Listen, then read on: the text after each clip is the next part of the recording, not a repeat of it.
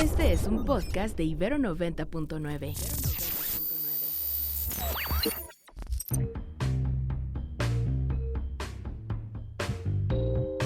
Desde el estudio B de Ibero 90.9, esto es Control de Cambios, una producción de Ibero 90.9 y la revista Nexos. Mi nombre es Valeria Villalobos Guizar.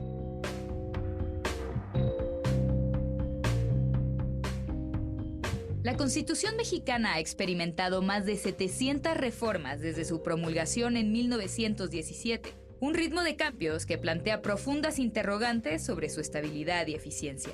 Este proceso continuo de modificaciones afecta tanto a los profesionales del derecho, quienes se ven obligados a adaptarse a la legislación siempre cambiante, como a la ciudadanía, que con frecuencia ignora los cambios debido a su intrascendencia en la vida cotidiana. A medida que la Constitución se convierte en un documento más simbólico que normativo, el derecho constitucional parece estar atrapado en un ciclo de actualizaciones constantes y efímeras, impulsadas más por intereses políticos de corto plazo que por un compromiso genuino con el bienestar social. Esta situación no solo idealiza la ley, sin importar su aplicación práctica, sino también un sistema de enseñanza jurídica que forma abogados desconectados de la realidad, enfocados en ceremonias obsoletas. La pregunta central es, ¿qué sucede cuando la ley fundamental de un país se transforma en un juego de poder y deja de ser un pilar de estabilidad para la sociedad? Juan Jesús Garzón Ofre es investigador del Instituto de Investigaciones Jurídicas de la UNAM y profesor de Filosofía del Derecho en el ITAM. Tito, la historia jurídica de México desde 1824 a la fecha ha evidenciado una importante volatilidad constitucional. Solo los últimos 2 meses de este nuevo sexenio han estado atestados de reformas y de atropellos a la Constitución. ¿Cuáles crees que son las causas de esta inestabilidad del orden jurídico nacional? Claro que sí. A ver, me atrevo a enumerar 3 sin que necesariamente sean limitativas, ¿no? La primera es una contradicción entre que la propia Constitución eleva los requisitos para reformar a sí mismo la Constitución, que necesitas mayorías calificadas en ambas cámaras, después la mitad de las legislaturas de cada uno de los estados. O sea, de verdad, nada más de imaginarte esa burocracia es algo cuesta arriba, es algo que no es nada sencillo. Y esa paradoja termina por, en la práctica, ser enteramente un trámite, ¿no? Entonces, en la teoría está muy elevado, pero en la práctica nunca, en la historia del constitucionalismo mexicano, se ha echado para atrás una reforma en los estados. Simple y sencillamente, cosa que se aprueba en lo federal, pasa automáticamente prácticamente en lo local, ¿no? Entonces es esa contradicción y esa ambivalencia. Ese sería el primero. El segundo, yo creo que es muy fácil cambiar la Constitución y que no se refleje en la realidad. A las personas que son representantes populares, ¿no? Independientemente de cualquier ideología, poner en la Constitución que tienes derecho a la alimentación, que tienes derecho al medio ambiente sano, es cualquier cosa. Entonces, tú levántate el cuello, llama la atención al respecto, pero en la práctica pues no crees instituciones, no crea política pública, y con simplemente cambiar la Constitución pues parecería que ya es un triunfo y es algo que todos debemos celebrar. Ese sería el segundo factor. Y por tercero, Valeria, yo creo que también hay una cuestión cultural, y no solamente es de los representantes ni de los parlamentarios, sino también de una falta de cultura constitucional en todo el país. ¿A qué me refiero? Pues ¿quiénes de nosotros realmente nos hemos dado la tarea de conocer qué es lo que dice la Constitución? Es prácticamente imposible. Es imposible para una ciudadanía que no tiene cubiertas las necesidades básicas también estar al pendiente de tantos cambios constitucionales. ¿Cuándo dirías que debe ser pertinente hacer una reforma a la Constitución y cuándo no? A ver, no está mal cambiar la Constitución, ¿no? Claro. La sociedad cambia y hemos visto errores históricos en el constitucionalismo. El voto a la mujer es el más claro, el derecho al aborto es otra. Así va evolucionando la sociedad y el derecho tiene que ir evolucionando, la propia Constitución, ¿no? Me parece natural, pero hay ciertos cambios que yo creo que de verdad tienen que tener más debate público y más conocimiento de las personas. ¿A qué me refiero? Una reforma que va a impactar por completo las estructuras de cómo funciona el Estado, pues para esto necesariamente tendría que ser un debate amplio, transparente, organización de foros, que no hay prisa propiamente en cambiar la Constitución, ¿no? Entonces, dependiendo de temas que afecten o no el porvenir de esa idea de Estado que se llama la democracia constitucional, yo creo que podremos valorar si realmente vale la pena o no. Hay reformas a la Constitución que listo, que no necesitamos ni siquiera estar tan conscientes de ello. El problema de la Constitución mexicana en particular es que es una de las más largas del mundo, según estudios es la sexta más larga del mundo, es la más reformada de todo el mundo, y en ese sentido se ha trivializado las reformas a la Constitución, ¿no? Entonces sí creo que depende propiamente de qué es lo que se quiere modificar. Yo, por ejemplo, creo que el ejemplo lo estamos viendo con el Poder Judicial, la manera como se hizo una reforma tan profunda y que va a determinar tantas cosas a largo plazo. 10 minutos, sí. Creo que no se puede hacer como se hizo, ¿no? Entonces, ese tipo de cuestiones, pues sencillamente sí creo que hay una responsabilidad de los legisladores de entender que no es lo mismo cambiar una letra de la Constitución a toda una institución que históricamente ha funcionado de esa manera, ¿no? La reforma de la Constitución no tendría que ser algo que estuviera cancelado, al contrario, sino que tendría que ser algo que pues estuviera en diálogo con la realidad. Pero parece que hay un abismo y hay una brecha ahí que parece medio insalvable. Uno podría pensar que hay constantes reformas, pues porque la ley busca atender una realidad siempre cambiante, vertiginosa, y estar cerca de eso que está buscando regular. Pero parece que no, que es al contrario. ¿A qué le adjudicas este abismo entre lo que dice la ley y lo que verdaderamente pasa?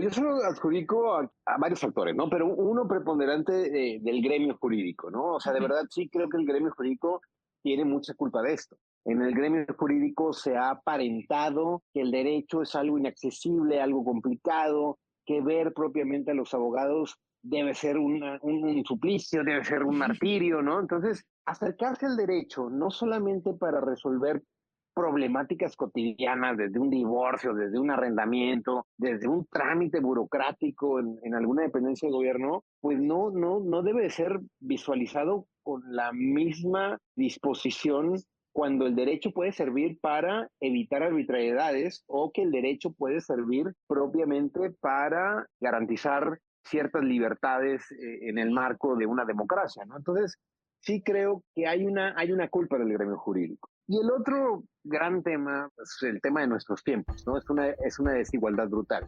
Mientras en este país mayoritariamente siga siendo habitado por personas en condición de pobreza, mientras las personas no tengan cubiertas sus necesidades básicas, mientras existan personas tan ricas en un abismo entre personas tan necesitadas, pues lo cierto es que no se les puede exigir una misma dosis de republicanismo a todos, ¿no? De por qué me voy a interesar en quién es mi regidor, mi diputado, y cuál es la nueva ley orgánica que promulgó para el sistema de etcétera, etcétera, a una persona que trabaja 12 horas al día, hace 4 horas de transporte, y en ese sentido llegas todavía a exigirle ciertos parámetros que difícilmente se pueden cumplir en la realidad, ¿no? Entonces, sí creo que se combina una tormenta perfecta, se combina un gremio que monopoliza el saber jurídico y una desigualdad estructural que termina por que las personas se desentiendan de la legalidad y se limiten a dejarse guiar por la ley del más fuerte. Ahora, me gustaría un poco que profundizaras en esto, como ¿cómo crees que afecta, digamos, volviendo al asunto del hiperreformismo de la Constitución, a la credibilidad del derecho en primer lugar y luego a la percepción, digamos, pública de la legalidad en el país?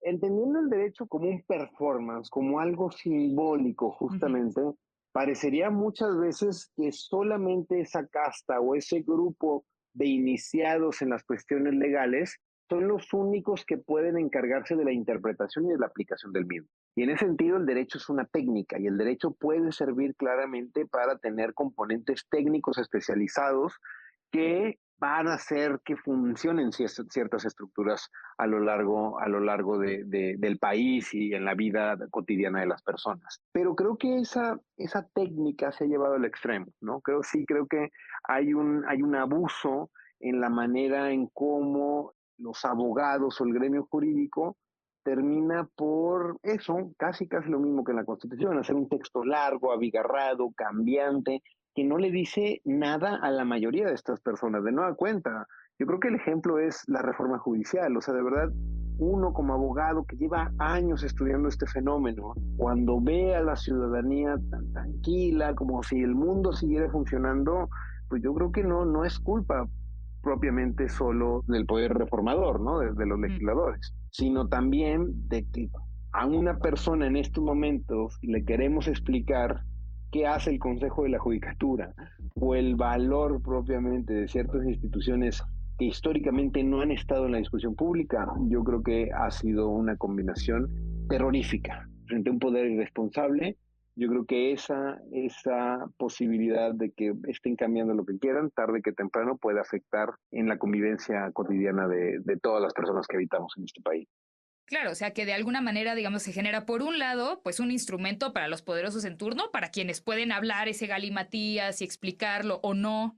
Y por otro lado, me imagino lo contrario, ¿no? Como un desprecio total por la legalidad o por el Estado de Derecho, porque son, digamos, tantos los cambios y al mismo tiempo solo unos cuantos quienes están en control de ellos, que un poco da igual, ¿no?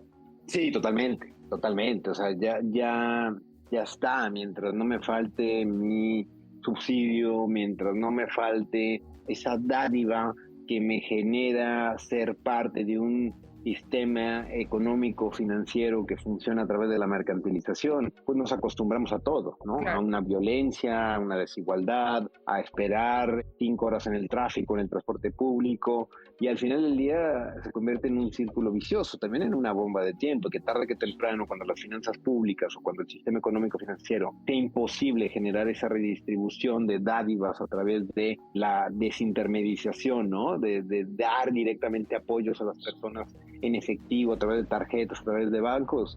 Ahí es donde ya creo que esto, más que una cuestión que se pueda resolver con la Constitución, pues es una cuestión que nos deja prácticamente en un estado de indefensión.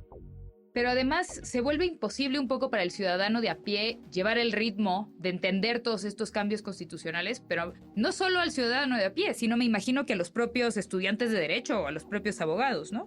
Sí, no, totalmente. Para uno mismo que tiene la fortuna de dedicarse de tiempo completo a esto, o sea, la manera en cómo en particular en este sexenio o en nuestros últimos meses hemos visto la cantidad de reformas a la Constitución, es imposible darle seguimiento. No solamente estamos viendo reforma judicial, sino también otras reformas que habría que analizar con mucho más cuidado y detenimiento, ¿no? Reforma a pueblos indígenas, desaparición de organismos constitucionales, ampliación de catálogo de prisión preventiva, militarización de la Guardia Nacional, y así seguirán porque ha habido un desentendimiento de una cultura constitucional, que las últimas encuestas que tienen tiempo, que ya no se realizan por lo menos por parte del Instituto de Investigaciones Jurídicas, pero las últimas encuestas prepandemia hablaban de que muy pocas personas conocen lo que dice la Constitución. Hay algo muy significativo. Si tú preguntas por qué se motiva esta Constitución, muchas personas te dicen la independencia, muchas personas te dicen la reforma.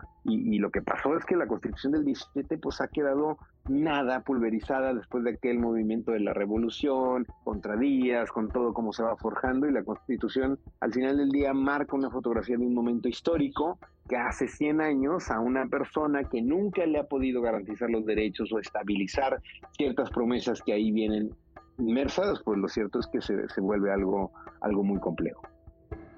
Tú publicaste hace poco No estudies Derecho y has escrito con nosotros en Exos textos al respecto que tienen que ver con pensar la manera en que se estudia Derecho y son concebidos los abogados en México. ¿Qué cambios en el modelo, digamos, educativo del derecho crees que serían necesarios, pues, para fomentar una cultura un poco más de estabilidad o al menos de respeto a la Constitución?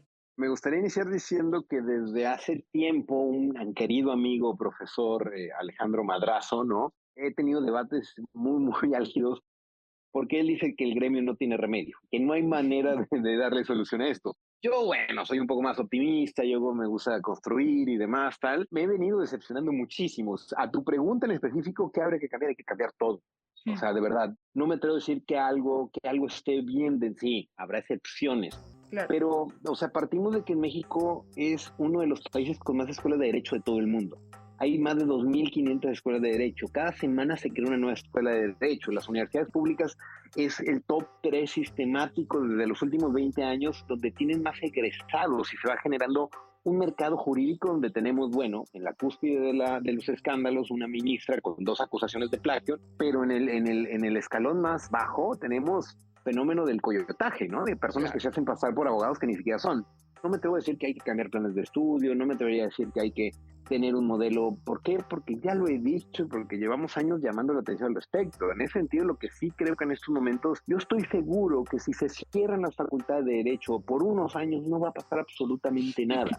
Hay muchísimos abogados y abogadas en las calles y muchos de ellos con una preparación ínfima, y de verdad no creo que sea un modelo que se pueda solucionar con un parche. Sí, no, es un modelo que si nos enfocamos solo en la educación, vamos a dejar pendiente lo que hay antes y lo que hay después. Yo creo que de verdad hay mucho que hacer antes en la educación preuniversitaria, ¿no? En la cultura cívica, en cómo se enseña ciudadanía, en generar ese tipo de insumos y sobre todo en lo de después. O sea, ¿qué tenemos después? Un egresado, nadie sabe quién es, de dónde viene, cuáles son sus conductas, qué es propiamente las actividades que realiza. Entonces, la regulación profesional en este país necesariamente transita por saber, para empezar, cuántos abogados existen. En México no se sabe cuántos abogados existen. Hay un estimado de cédulas, tal, pero no tenemos ni idea, ¿no? Entonces sí creo que todo está muy mal. Me voy a negar todavía, quizá en algunos años podré asumir la frase del chino madrazo y decir que el gremio no tiene remedio. En estos momentos yo sí creo que habría que refundar por completo, ¿no? Y en ese sentido tengo mis dudas si realmente eso pueda ayudar a generar una mejor cultura jurídica. Por el momento yo creo que habría que trabajar con esas excepciones, con esas instituciones que lo están haciendo bien, con esas personas que después de 5 años se siguen capacitando, teniendo habilidades, valores, tal, pero de nueva cuenta va a ser cada vez una minoría, y una minoría que la hemos visto hoy con la indiferencia y la desidia que están tratando los fenómenos neopopulistas que están literalmente destruyendo muchas de las instituciones que servían y que podían tener cierto potencial en el futuro. En ese sentido, tengo una última pregunta, Tito, que es, ¿qué tipo de cultura jurídica dirías que está instaurando tanto el Congreso actual como la nueva presidenta Claudia Sheinbaum? Creo que lo tengo claro, es una cultura donde la política puede más del derecho, ¿no? Es una cultura política, no propiamente jurídica, es una cultura en donde no es que el derecho no sea política, claro que no, el derecho también tiene un componente político, pero el derecho genera certeza y genera reglas, genera contrapesos institucionales y genera la posibilidad de diálogo. Lo que estamos viendo aquí es que parecería que distintos actores están arrebatando el poder a como quieran, y como en estos momentos tienen una mayoría nunca antes vista en la historia contemporánea de México, creo que están permitiéndose ciertas licencias que van a ser contraproducentes a lo largo de los próximos años, ¿no? Que quizá ahorita no lo ven por el cortoplacismo, porque hay que salir del día a día, pero si me hablas de qué cultura jurídico-política están tratando de instaurar, yo creo que es una cultura del desprecio a la legalidad, del desprecio a la certeza y de creer que ese poder que ostentan hoy en día, pues igual les puede durar para toda la vida, ¿no? Y esto me parece una actitud soberbia, irresponsable y que mina una de las principales virtudes del derecho, que es eso, la capacidad de entendernos entre diferentes. El diálogo debe ser entre diferentes, no entre iguales. Entonces el derecho, como herramienta que sirve para orientar ciertos valores y fines en una sociedad, me parece que en este momento se está totalmente viendo muy, pero muy, muy pequeño frente a la retórica, frente a los discursos, propiamente a la política. Juan Jesús Garzonofre es investigador del Instituto de Investigaciones Jurídicas de la UNAM y profesor de Filosofía del Derecho en el ITAM. Es también autor de libros como No estudies Derecho y La Constitución Desconocida. Y pueden consultar lo que ha escrito en la revista en www.nexos.com.mx/control de cambios. Muchas gracias por escuchar Control de Cambios, una producción de Ibero 90.9 y la revista Nexos. El guión de este episodio es de Melissa Casab y Valeria Villalobos Guízar. La producción es de Roxana Aguilar y Daniel Maldonado. Mi nombre es Valeria Villalobos Guízar.